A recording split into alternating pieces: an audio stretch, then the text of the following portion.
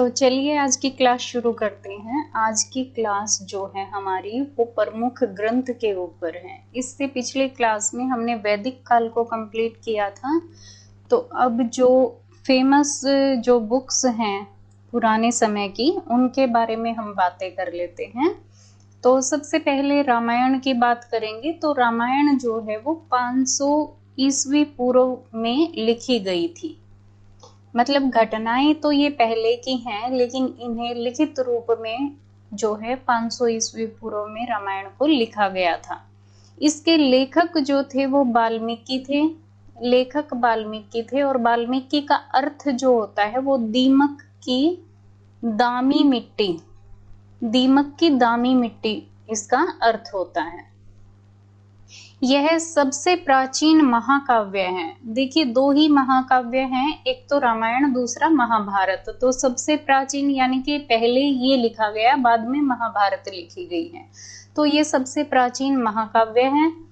और इसमें एक और जो इम्पोर्टेंट क्वेश्चन जो हमारे एग्जाम में पहले भी आ चुका है, तो इसमें अश्वमेध यज्ञ के समय सीता की स्वर्ण प्रतिमा यानी कि सोने की प्रतिमा, सोने की मूर्ति किसने बनाई थी, ये क्वेश्चन आता है। तो मैं नामक शिल्पी ने जो है सीता की स्वर्ण प्रतिमा बनाई थी। कब बनाई थी? अश्वमेध यज्ञ के समय पर। तो मैं नामक शिल्पी ने, ये इम्पोर्टेंट क्वेश्चन है। सारा ही मतलब जो जो इम्पोर्टेंट था वही लिखा गया है कंटेंट।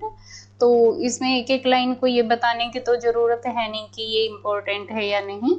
तो लगभग सारा ही इम्पोर्टेंट है, लेकिन ये क्वेश्चन एक दो बार ज्यादा देखने को मिला है।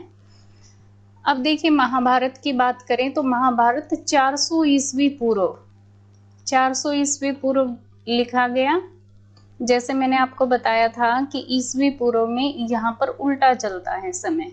तो यहाँ पर 400 और यहाँ पर 500 ऐसे उल्टा, उल्टी तरफ चलता है और इस तरफ प्लस में चलता है।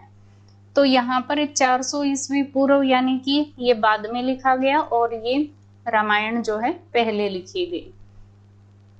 महाभारत के लेखक वेद व्यास जी हैं और इसमें एक प्रसंग आता है महाभारत में कि राजकुमार अनिरुद्ध का चित्र किसने बनाया था?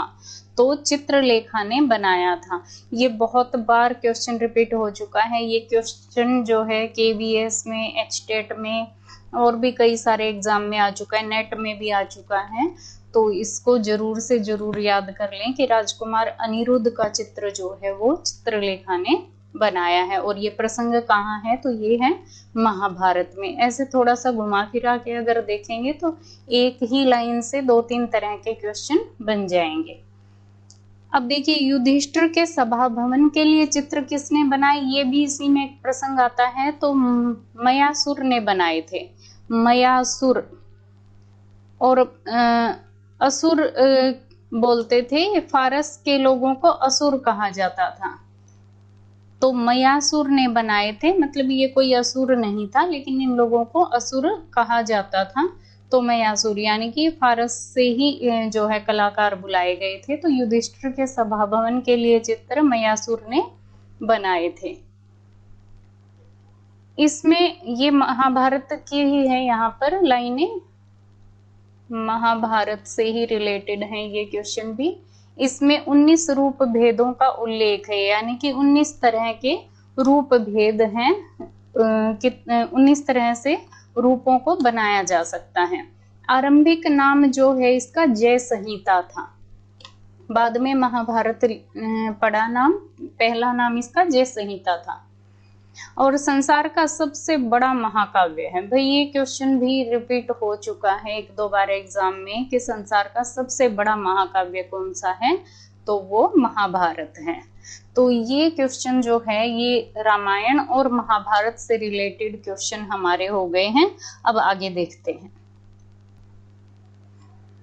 अब देखिए अष्टाध्यायी, अष्टाध्यायी की रचना जो है 500 ईस्वी पूर्व में जो है अष्टाध्यायी को लिखा गया।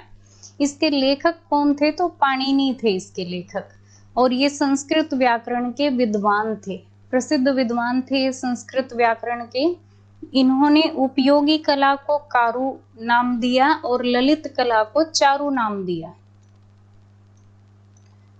इसमें ये पूरा का पूरा ही इम्पोर्टेंट है कि मतलब इनको ना रट लेना बिल्कुल ऐसे करके, अष्टाध्यायी पाणिनि, कामसूत्र, वात्स्यायन, मतलब रिपीट करते जाओगे ना, ऐसे जल्दी जल्दी बोलते जाओगे तो ये इजीली याद हो जाएंगे। 2-4 बार दिन में याद कर लो इनको ऐसे करके, तो अपने आप ही याद हो जाएंगे। जिसको याद करने में प्रॉब्लम होती है उसके लिए है ये तरीका।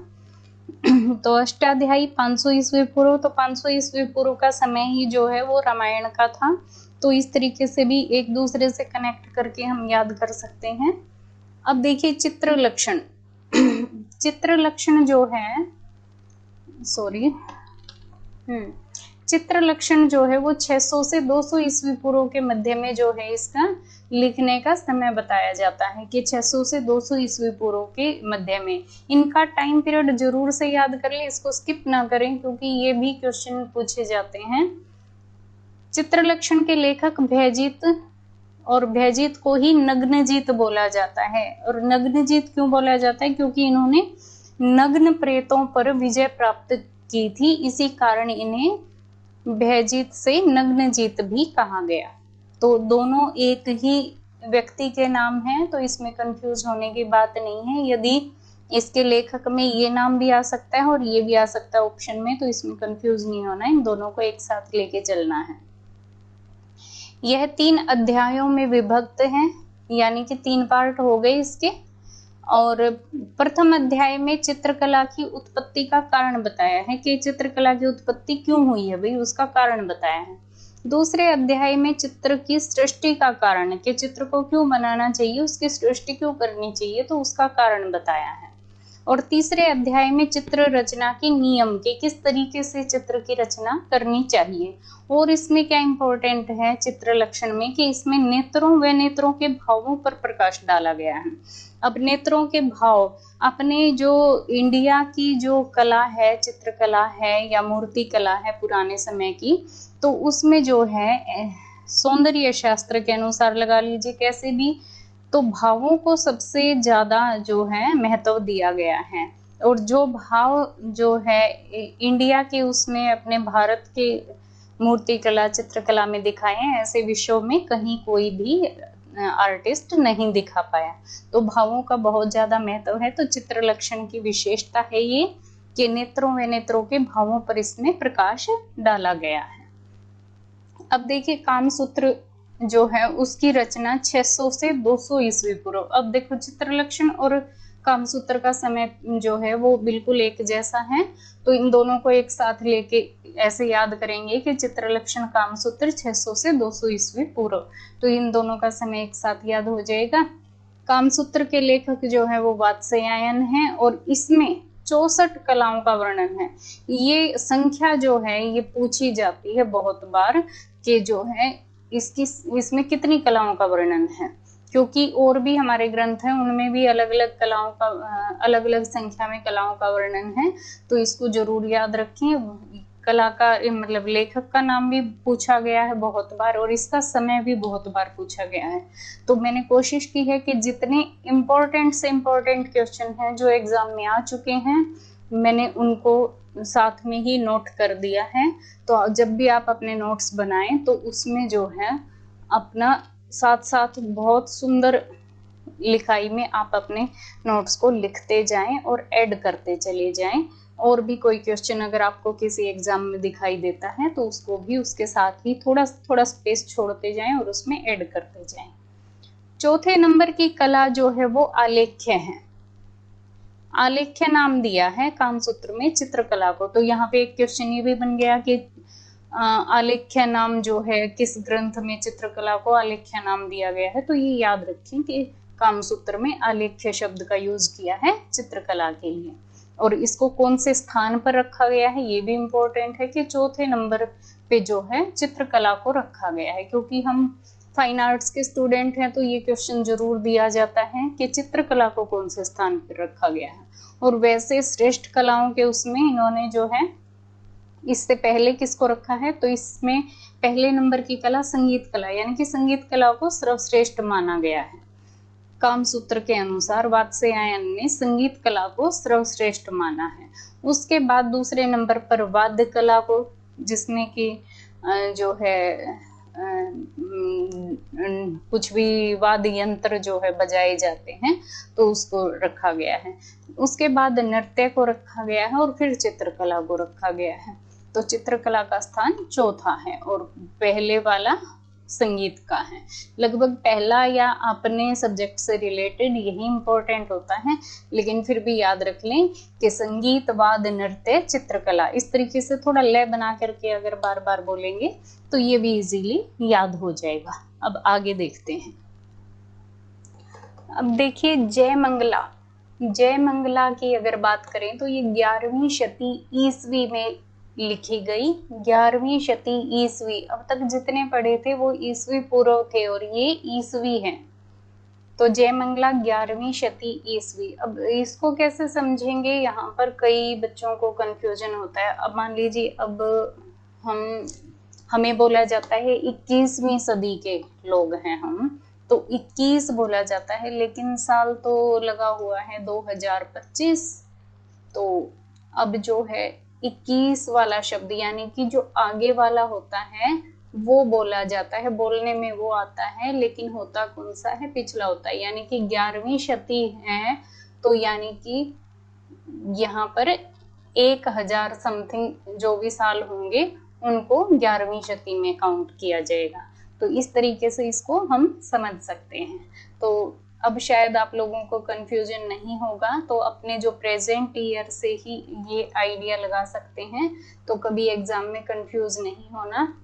जो आगे वाला समय होता है आने वाला, उसको बोला जाता है, लेकिन होता है उससे पीछे वाला। तो 11वीं बोला है तो 1000 समथिंग। तो 11वीं शती ईस्वी में जयमंगला लिखी गई। इसके लेखक जो हैं यशोधर पंडित थे, जो जयपुर के राजा जयसिंह के राजपुरोहित थे। जयपुर के राजा जयसिंह के राजपुरोहित थे यशोधर पंडित, और यशोधर पंडित ने जयमंगला लिखी। और जयमंगला क्या थी, तो ये टीका थी, किसकी, कामसूत्र की टीका। टीका एक तरह से ये कह सकते हैं कि जो थोड़ा सा मतलब इम्पोर्टेंट चीजों को लेके थोड़ा शॉर्ट में अगर उस चीज को एक्सप्लेन कर दिया जाए अच्छे से, अच्छे शब्दों में और इजी वे में थोड़ा सा लोगों को समझाने के लिए उसको लिखा जाए, तो जयमंगला जो है कामसूत्र की टीका यशोधर पंडित ने लिखी। मैं इसलिए इतने बार रिपीट करती हूँ ताकि आप लोगों को साथ साथ थोड़ा सा याद हो जाए। षडांग का उल्लेख इसी में है। जो श्लोक है रूप भेदा प्रमाणानि भाव सादृश्य वर्णिका, ये वाला है ना, रूप भेदा प्रमाणानि भाव सादृश्य, ये वाला षडांग का उल्लेख इसी में है। अब देखिए इसमें एक नोट भी जो है मैंने डाल दिया है जो इम्पोर्टेंट था। भारत में षडांग की सर्वप्रथम व्याख्या किसने की, भारत में षडांग की सर्वप्रथम व्याख्या। देखो यहाँ पर तो जो है उल्लेख किया गया था, लेकिन इसकी व्याख्या किसने की सबसे पहले, तो रविंद्रनाथ टैगोर ने की। रविंद्रनाथ टैगोर ने की। आधुनिक भारत में, ये तो भारत में था, और ये आधुनिक भारत में षडांग की सर्वप्रथम व्याख्या किसने की, तो अवनींद्रनाथ टैगोर ने। यानी कि यदि भारत में आए तो रविंद्रनाथ टैगोर, और आधुनिक भारत में आए तो अवनींद्रनाथ टैगोर। और अवनींद्रनाथ टैगोर ने जो है 1921 में अपनी पुस्तक शिल्प षडांग में, जो कि बांग्ला भाषा में लिखी गई थी, उसमें जो है इसकी व्याख्या की है। और इसी पुस्तक को जो है 6 लाइन्स ऑफ पेंटिंग्स बोला जाता है। अब देखिए नाट्य शास्त्र। नाट्य शास्त्र को प्रथम शती ईस्वी पूर्व, ये फिर से ईस्वी पूर्व है यहाँ पर, प्रथम शती ईस्वी पूर्व में जो है लिखा गया नाट्य शास्त्र को। इसके लेखक थे भरत मुनि। इसमें प्राथमिक जो रंग बताए गए हैं वो 3 बताए गए हैं। वैसे भी प्राथमिक रंग 3 होते हैं, लेकिन इसमें ब्लैक को काउंट कर दिया है, तो लाल, पीला और काला इसने प्राथमिक रंग माने हैं भरत मुनि ने नाट्य शास्त्र में। और नाट्य शास्त्र के अनुसार रस जो है वो 8 होते हैं और भाव जो है वो 49 होते हैं। 49। सर्वप्रथम कला शब्द का यथार्थवादी प्रयोग नाट्य शास्त्र में ही हुआ है। अब यहाँ पे भी एक नोट डाला है, नोट का मतलब है जो इम्पोर्टेंट है वो चीज। अभिनव गुप्त ने नाट्य शास्त्र की टीका लिखी थी। अभिनव गुप्त ने नाट्य शास्त्र की टीका लिखी थी, जैसे कि जय मंगला जो है पंडित यशोधर ने लिखी थी, तो इसी तरह से नाट्य शास्त्र की टीका जो है वो अभिनव गुप्त ने लिखी थी। अब देखिए विष्णु धर्मोत्तर पुराण। तो विष्णु धर्मोत्तर पुराण जो है वो लिखा गया छठवीं शती ईस्वी गुप्त काल में। ये ईस्वी और ईस्वी पूर्व को बहुत अच्छे से याद रखना है, ठीक है, इनमें कंफ्यूज नहीं होना है। विष्णु धर्मोत्तर पुराण छठवीं शती ईस्वी गुप्त काल में जो है ये लिखा गया। लेखक कौन है इसके? मार्कंडेय मुनि हैं। इसमें 3 खंड में चित्रसूत्र नामक प्रकरण है। इसके तीसरे खंड में, इसके जितने भी खंड है उनमें तीसरे खंड में चित्रसूत्र नामक एक प्रकरण है, जिसके लेखक जो है वो नारायण मुनि हैं। और जो नारायण मुनि हैं उन्होंने ही विश्वकर्मा को शिक्षा दी है। विश्वकर्मा तो सृष्टि के जो है सबसे अच्छे वास्तुकार लगा लो, जिन्होंने जो है द्वारका नगरी को भी डिजाइन किया। तो जो है नारायण मुनि ने विश्वकर्मा को शिक्षा दी थी। चित्रसूत्र में 5 प्रमुख रंग माने गए हैं। अब देखो जो इसका तीसरे खंड में चित्रसूत्र है उसके अनुसार 5 प्रमुख रंग माने गए हैं। पहला श्वेत यानी कि व्हाइट कलर, दूसरा रक्त यानी कि रेड कलर, तीसरा पीत यानी कि येलो कलर, चौथा नील यानी कि ब्लू कलर, और 5वां काला यानी कि ब्लैक कलर। तो ये 5 रंग याद हो जाएंगे आपको। इनमें एक तो ये जो है इसके लेखक, और ये चित्रसूत्र जो है कौन से खंड में है ये, और चित्रसूत्र के जो है लेखक, और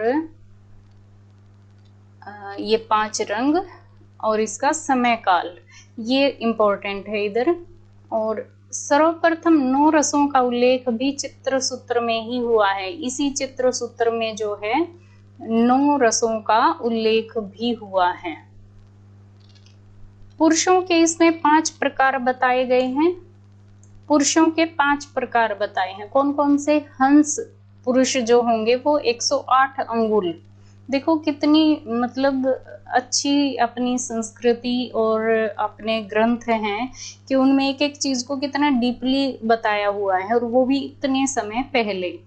तो हंस जो पुरुष होंगे, यानी कि हंस की गर्दन लंबी होती है, तो यानी कि जो लंबे पुरुष दिखाए गए हैं उनकी जो हाइट जो है वो 108 अंगुल, और भद्र जो है वो 106 अंगुल, मालव्य 104 अंगुल, रूचक जो है 100 अंगुल, और शशक जो है वो 90 अंगुल। अब ये अंगुल का क्या सिस्टम है यहाँ पर हम देख लेते हैं इसको समझने के लिए। तो 1 अंगुल क्या होता है? 1 अंगुली की मोटाई। अब 12 अंगुल कितने हो गए? 12 उंगलियों की मोटाई होगी 1 ताल। तो ये क्वेश्चन भी इंपॉर्टेंट है भाई, 1 ताल में पूछ सकते हैं कि कितने अंगुल होते हैं। तो 1 ताल में 12 अंगुल होते हैं। और 1 ताल किसके बराबर होता है? 1 सिर के बराबर। 1 ताल 1 सिर के बराबर होता है। तो इस तरीके से इसको याद रखेंगे, ये भी इम्पोर्टेंट है, ये भी क्वेश्चन आ सकता है। और यहाँ से ये वाले बता दिए थे मैंने, तो ये आ सकते हैं। अब चित्रसूत्र देख लेते हैं। अब देखिए चित्रसूत्र, ये विष्णु धर्मोत्तर पुराण के का ही अध्याय है जो नारायण मुनि ने जो है लिखा है इसको। इसके रचनाकार नारायण मुनि हैं। कुछ चीजें इसकी जो है अभी बताई थी, और इसमें 5 प्रकार के केश विन्यास बताए हैं, यानी कि हेयर स्टाइल जो है वो 5 तरह के बताए हैं। इसके अनुसार चित्र का प्रधान अंग जो है वो सादृश्य है। वो श्लोक भी है, सादृश्य वर्णिका भंगिति चित्रम षडंगकम। तो षडांग में ये श्लोक आता है। तो सादृश्य को जो है प्रधान अंग बताया गया है इसमें। इसमें चित्रकला को सर्वश्रेष्ठ माना है। अब क्वेश्चन आ सकता है कि किस ग्रंथ में जो है चित्रकला को सर्वश्रेष्ठ माना गया है, तो विष्णु धर्मोत्तर पुराण में। किस ग्रंथ में चित्रकला को चौथे स्थान पर रखा गया है, तो कामसूत्र में। तो इस तरह के क्वेश्चन जो है साथ साथ आप रिवाइज करते जाएं, बोलते जाएं, ठीक है, अपना काम करते समय भी, क्लास के बाद भी। तो इस तरीके से ये सारे जो है आपको टिप्स पे याद हो जाएंगे। तो इसमें चित्रकला को सर्वश्रेष्ठ माना है। इसका 5वां अध्याय जो है वो क्षयवृद्धि है। क्षयवृद्धि होता है पर्सपेक्टिव, जिसमें दूर की चीजें और पास की चीजें, मान लीजिए पास में कोई चीज है तो वो बड़ी दिखेगी और कोई चीज दूर है तो वो छोटी दिखेगी। अब वो पीछे वाला पेड़ हो सकता है इससे भी बड़ा हो, लेकिन जो सामने है वही बड़ा दिखाई देगा। तो ये पर्सपेक्टिव होता है क्षयवृद्धि। तो इसका जो है 5वां अध्याय जो है वो क्षयवृद्धि। अभिलाषितार्थ चिंतामणि। अब ये देखिए, अभिलाषितार्थ चिंतामणि, तो ये है 12वीं शती ईस्वी में। तो इस ग्रंथ का दूसरा नाम जो है मानसोल्लास। तो इसको एक साथ में ही याद करेंगे कि इसका और इसका ये एक ही ग्रंथ के दो नाम हैं। तो मानसोल्लास इसका दूसरा नाम है। तो पूछा जा सकता है सोमेश्वर भूपति ने कौन सा ग्रंथ लिखा, तो उसमें ये नाम भी दे सकते हैं और ये भी। तो अपने दोनों नामों को साथ में याद रखें। लेखक जो है वो सोमेश्वर भूपति हैं। इसमें अंतराल को जो है स्थान निरूपण बोला है। अंतराल को स्थान निरूपण बोला है। जब मैं आपकी क्लास करवाई जाएगी तो ये क्षयवृद्धि, अंतराल, षडांग ये सारे करवाए जाएंगे। तो अभी इनको डिटेल में नहीं बात करेंगे इनके बारे में। तो इसको अंतराल को स्थान निरूपण बोला है। अब 5 प्रकार के जो है चित्र बताए हैं इसमें। ये क्वेश्चन वैसे आएगा नहीं, लेकिन फिर भी जो है ये नेट वगैरह में आ जाते हैं इस तरह के क्वेश्चन। तो इसमें 5 प्रकार के चित्र बताए हैं। विद, अविद, रस, धूलि और भाव जो है इसमें 5 तरह के चित्र बताए गए हैं। अब देखिए मेघदूत तथा हरिवंश पुराण। मेघदूत तथा हरिवंश पुराण दोनों ही जो है 5वीं शती ईस्वी पूर्व में लिखे गए। इनके लेखक जो थे वो कालिदास थे। यानी कि दोनों को एक साथ इसलिए लिखा गया है कि दोनों के लेखक जो है वो कालिदास थे। और कालिदास को ही भारत का शेक्सपियर कहा गया है।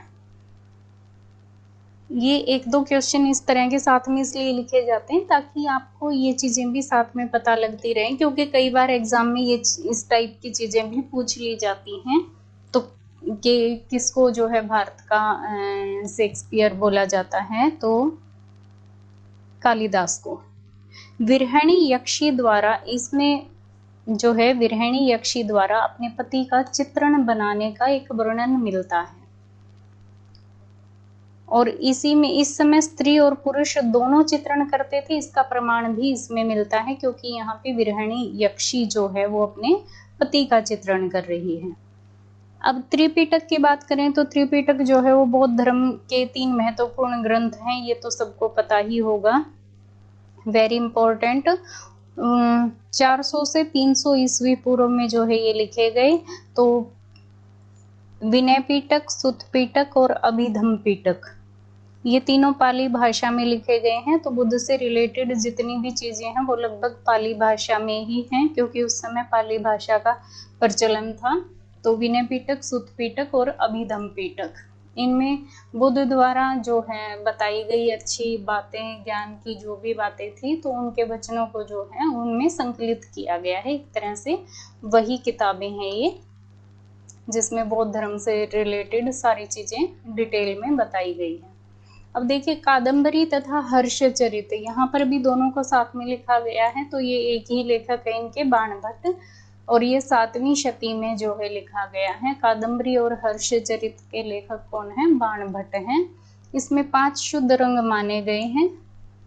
तो ये पूछा जा सकता है कि कादम्बरी और हर्षचरित में जो है शुद्ध रंग कितने माने गए हैं? तो 5 माने गए हैं। अब सम्रांगण सूत्रधार जो है वो 11वीं शती में राजा भोज द्वारा लिखा गया था। इसमें मूर्तिकला और वास्तुकला से संबंधित जानकारी है, और इसमें ये पूरे डिटेल में जो है इन चीजों के ऊपर विस्तार से बताया गया है।